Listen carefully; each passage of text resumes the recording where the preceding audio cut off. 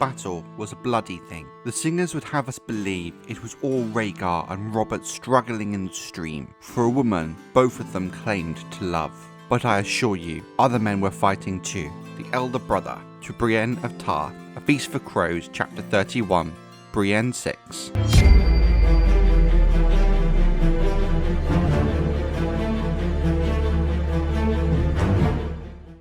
When you look back at the history of Westeros, not just during the Targaryen era, but most wars, even ones fought over years gone by, usually come down to one single, large-scale pitched battle between the full strength of both sides of the conflict. The Battle of the Red Grass Field is the perfect example of this. The Blackfyre Rebellion up until this point had been fairly open going into the Red Grass Field. Whoever won the day would win the war. Thus why the Battle of the Trident has become synonymous with Robert's rebellion, being the death knell for the Loyalists and the Mad King. But more than that, the end of a dynasty that had ruled 7 kingdoms of Westeros for 283 years. The end of the blood of the dragon. For most of the war, Prince Rhaegar Targaryen had effectively been missing, with the kidnapped Lyanna Stark. But after King Aerys had sent members of the Kingsguard to locate his son, he had returned from his hiding place in Dorne, and was now ready to enter the fray and lead the rallied Loyalist forces. King Aerys himself, as expected, remained behind in the Red Keep, with Princess Elia Martell and Prince Rhaegar's children. Elia's uncle, Lewin Martell of the Kingsguard, assumed command of 10,000 Dornishmen who marched up the King's Road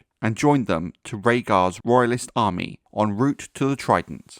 At the same time, Sir Barristan Selmy and Sir Jonathan Darry of the Kingsguard were sent to rally the scattered forces of the former Hand Lord John Connington. Additionally, Rhaegar persuaded his father to ask for help from his old Hand of the King, Lord Tywin Lannister. However, Tywin had not yet responded to this call. In total, Rhaegar was marching with over 40,000 men, slightly more than the rebel forces. It would have been considerably more if Rhaegar had been joined by the forces of the Reach, but Mace Tyrell and the Red Wine Fleet were stuck in the Stormlands besieging Storm's End. The rebel army had managed to rally into a single large force with minimal losses in the process. The Northmen were under the command of Lord Eddard Stark, with men from House Bolton, Karstark, Manderley, Mormont and Umber making up a large proportion of the army. Forces of the Vale under the command of Lord Jon Arryn, with most of the houses in the Vale joining with their lord, with the exception of House Grafton, who remained loyal to the Iron Throne and were defeated in the Battle of Goldtown. Things were not so clear when it came to the Riverlords under the command of Lord Hoster Tully, with the Riverlords themselves deeply divided during the war.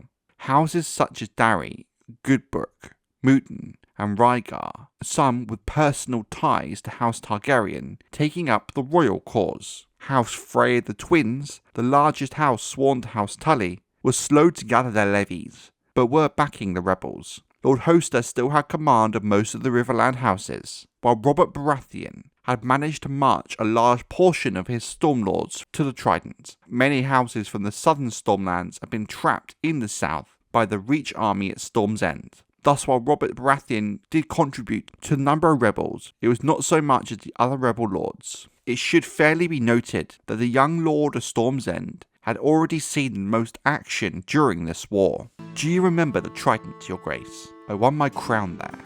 How should I forget it? Eddard Stark and Robert Baratheon, A Game of Thrones, Chapter 12, Eddard 2. The Trident itself is known as the lifeblood of Westeros, and over the course of history, many battles have been fought along its banks. Once again, blood would be spilled near and in its waters. The battle itself would take place near a crossing north of Harrenhal, between Lord Harroway's town and Saltpans. The crossing will be marked forever in the annals of history as the Ruby Ford, for reasons that will soon become clear. The rebels held the north bank of the river, needing to cross south. The Loyalists and Rhaegar Targaryen, in his stunning black enamel and ruby dragon head plate armour, held the south bank. It would be Rhaegar who made the first move, marching into the ford towards his foe. As he did, Robert Baratheon let out a booming command, and with that, fighting began. The Dornishmen, under the command of Lewin Martell, are said to have fought valiantly and threatened Robert's left flank severely. Sir Lyn Corbray of the rebels, picking up his wounded father's Valyrian steel sword Lady Forlorn, led a mad heroic charge and broke the Dornishmen's line. During the charge, Lyn killed an already injured Lewin, and the Dornish broke. On the other side of the battle, Sir Barristan Selmy of the Kingsguard killed several men single-handedly, and Lord Jason Mallister of the rebels slew 3 of Rhaegar's most loyal bannermen. The battle was long, the battle was bloody, and in situations such as this, no one really wins. Many great lords and knights, men young and old, either lost their lives or made names of themselves in the fighting. But in the end, the battle was decided when Robert Baratheon and Rhaegar Targaryen met in a legendary single combat on horseback in the stream itself that would change the fate of Westeros forever. Accounts of exactly what happened in the ford differ.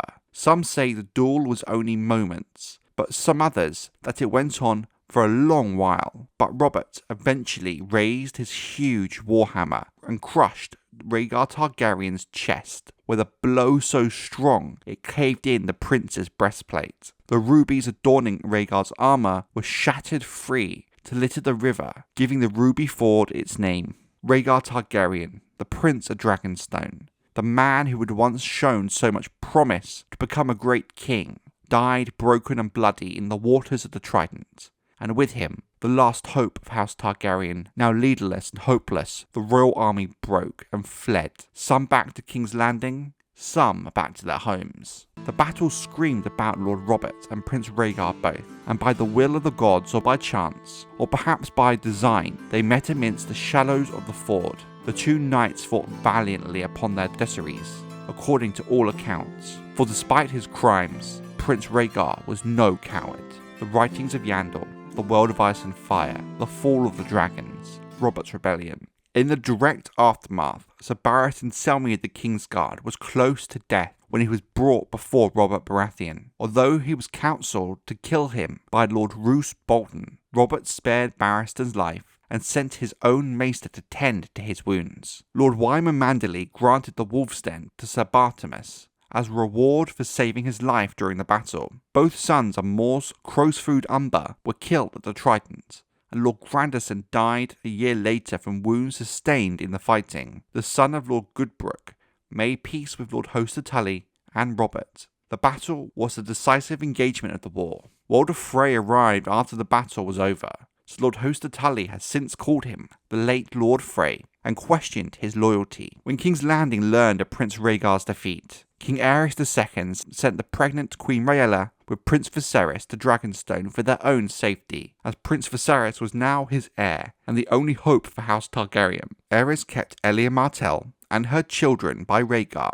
at the Red Keep as a threat against Doran Martell, Prince of Dorne, since the Mad King thought he was betrayed by Prince Lewin at the Trident. Where he got this notion from we cannot say, but some speculate it was the whispers of one of the few remaining members of the small council. The way to King's Landing was now open for the rebels, while the only significant loyalist forces left were invested in the siege of Storm's End, but there was not enough of them to face the combined forces of the rebels. But there was one thing that did give the rebels a pause for thought. Tywin Lannister had entered the war. They learned that Lord Tywin was heading towards King's Landing, and it seemed most likely to aid Aerys. Lord Robert Baratheon had been wounded during the battle, so it was left to Lord Eddard Stark to lead the rebel vanguard down the King's Road towards the capital, racing to reach it before the Lannisters.